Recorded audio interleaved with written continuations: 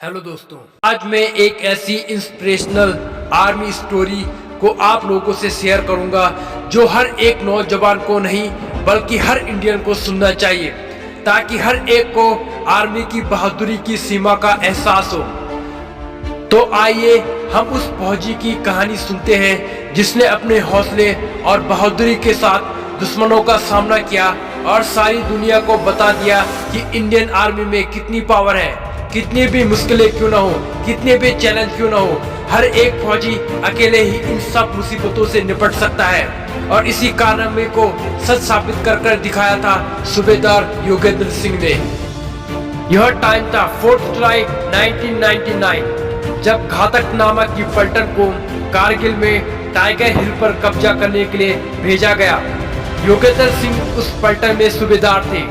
Tiger हिल एक पहाड़ी थी जो सीधा खड़ी थी और जिसकी लंबाई लगभग 16,500 फीट थी।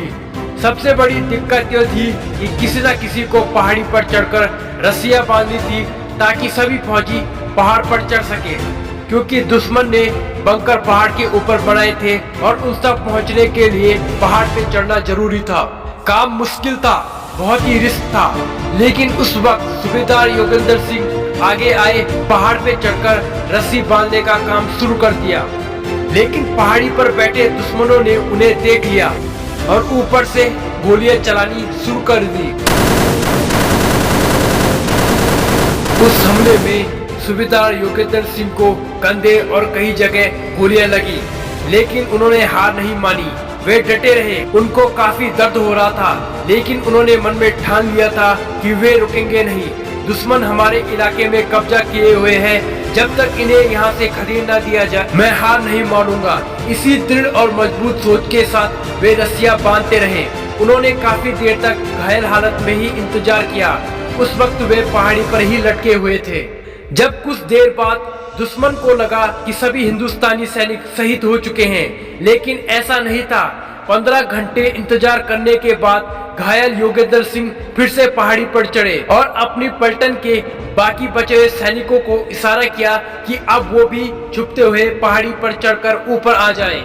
बस उसके बाद फिर क्या था, सूबेदार योगेंद्र सिंह ने पहाड़ी के ऊपर चढ़ते ही एक ग्रेनेड दुश्मन के बंकर में फेंक दिया, जिससे उस बंकर में बैठे सभी दुश्मन सिपाही मारे गए और वहां बैठे बाकी दुश्मन सैनिकों में हड़कंप सा मच गया।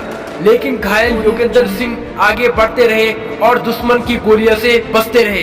इतने देर में नीचे से बाकी हिंदुस्तानी सैनिक भी ऊपर आ गए और उन्होंने बड़ी बहादुरी से दुश्मनों का सामना किया और टाइगर हिल से उन्हें भगा दिया। इतनी गोलियां लगने के बाद योगेंद्र सिंह को मिलिट्री हॉस्पिटल ले जाया गया, जहां डॉक्टर ने बोल दिया था कि इनके बचने की उम्मीद बहुत कम है। लेकिन योगेंद्र सिंह ने मौत को भी चकमा दे दिया और कुछ दिनों बाद वे पूरी तरह ठीक हो गए। सूबेदार योगेंद्र सिंह पहले ऐसे आर्मी के सैनिक हैं जिनको जीते जी परमवीर चक्र से सम्मानित किया गया। हालांकि परमवीर चक्र सिर्फ शहीद फौजियों को दिया जाता है उनकी बहादुरी और बलिदान के लिए। सूबेदार योगेंद्र सिंह ने जो कर दिखाया था लगभग असंभव था और मुश्किल था। इतनी गोलियां लगने के बाद भी वे डटे रहे।